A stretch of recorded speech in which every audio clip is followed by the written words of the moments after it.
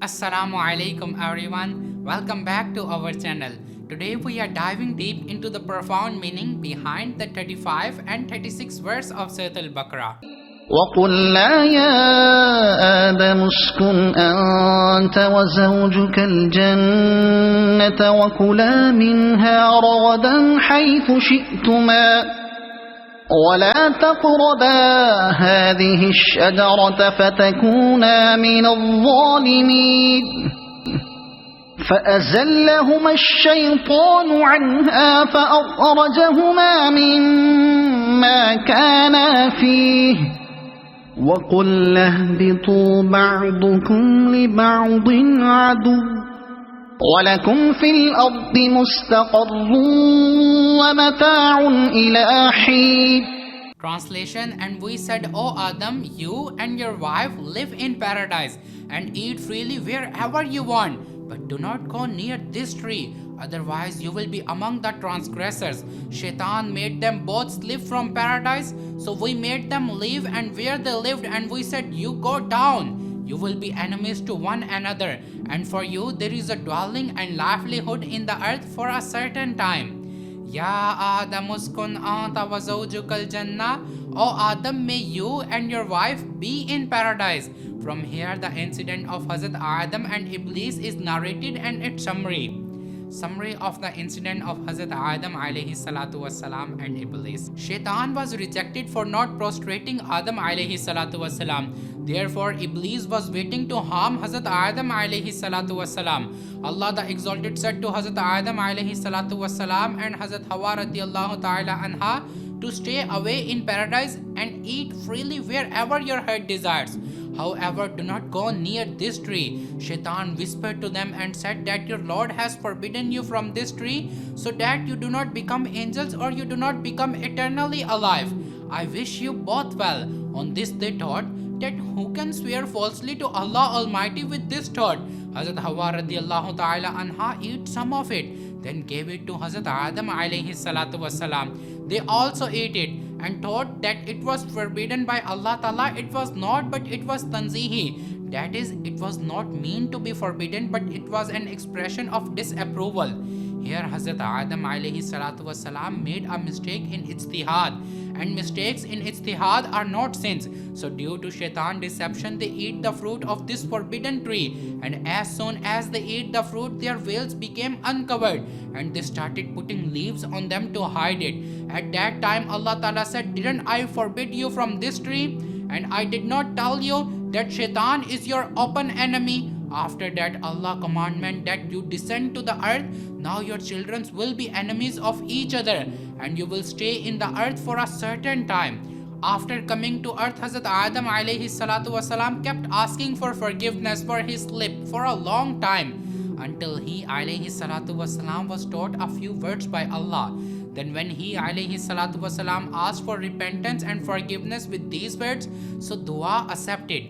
A key issue. There is an important issue to be remembered here, because today is the age of laziness and one who speaks as he pleases. Even in matters of religion and important beliefs, carelessness of language is out of the question.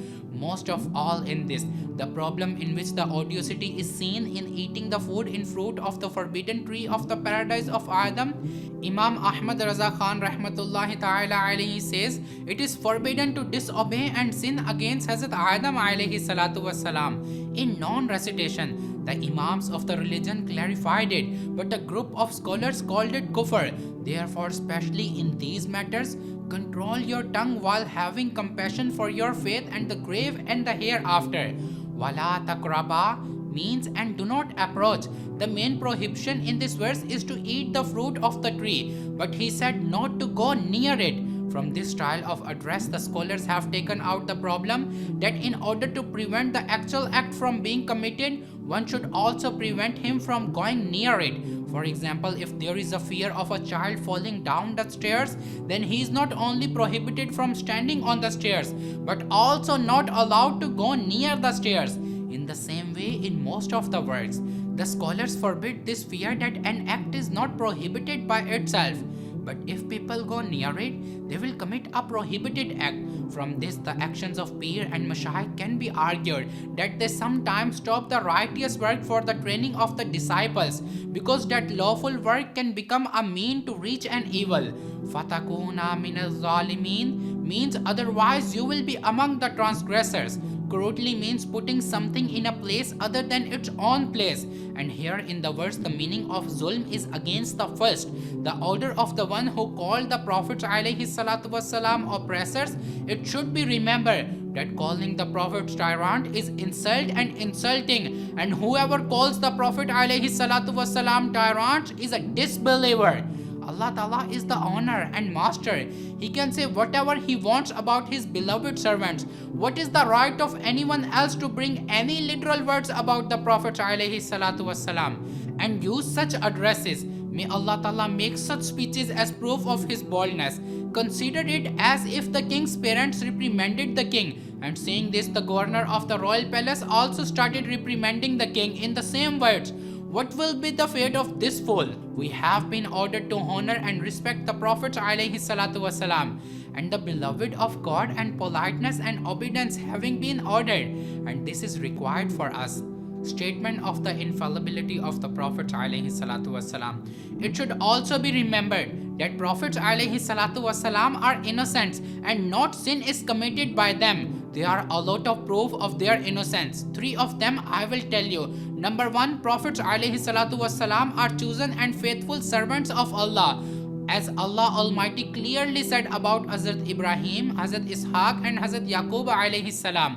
إنا أخلصناهم بخالصة ذكر الدار. Translation: Verily we have chosen them for a true reason, that is the remembrance of the home of the hereafter. And he said about Hazrat Yusuf alayhi salam, إنه من عبادنا المخلصين.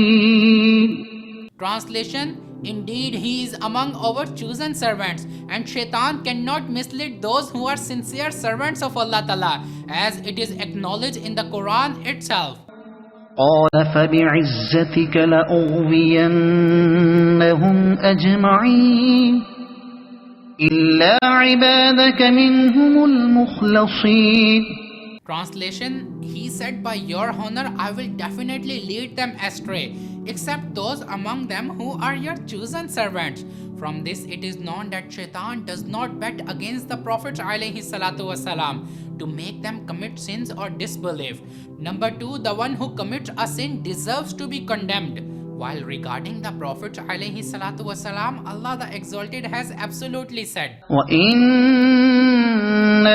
عِندَنَا لَمِنَ الْمُصْطَفَيْنَ الْأَخْيَارِ. Translation: And surely they are among the best of our chosen servants. Number 3, Prophets ﷺ are better than angels, and when sin is not emanated from angels, then it is necessary that no sin is emanated from Prophets ﷺ. Because if sin is emanated from Prophets ﷺ too, so they will not be superior to the angels. The wisdom and guidance found in the 35 and 36 verse of Surah Baqarah are truly profound. May the lesson from Surah Baqarah enrich our lives and guide us on the straight path. Until next video, stay blessed and keep seeking knowledge. Peace be upon you all.